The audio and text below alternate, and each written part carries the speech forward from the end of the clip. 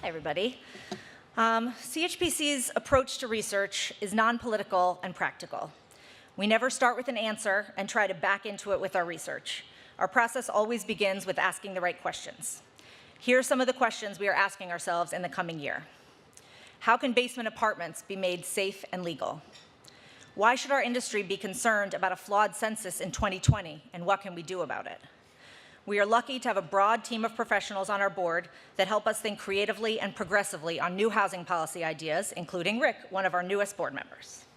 CHPC's new policy innovation network of up-and-coming government and private sector professionals is coming up with a new way to address old problems. And they're looking at taking more strategic and more innovative approaches to the same old questions that we've had.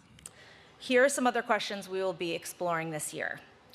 How can affordable housing programs better support the retail and community facility uses that neighborhoods want and need? Is 30% rent burden the best way to measure affordability? And what are some alternatives? How can we incorporate meaningful community input and still serve citywide affordable housing goals? And other even more important questions, like who bit Beyonce? Or how does Pizza Rat have more followers on Twitter than the HTC president? Or even most importantly, does Adam Weinstein use a volumizer? And how do I get some of that? What if we design new housing plan explicitly to improve the health of New Yorkers?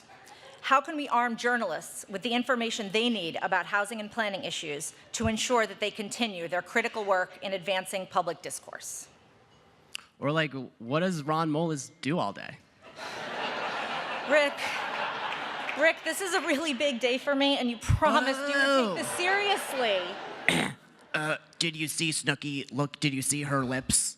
I think she used Botox. You promised you would take this seriously. Anyway, I want to welcome CHPC Board Chair Richard Roberts. Richard Roberts is the chair of this board. Does that guy ever work? What the fuck? Voice of God, can you please help me out here?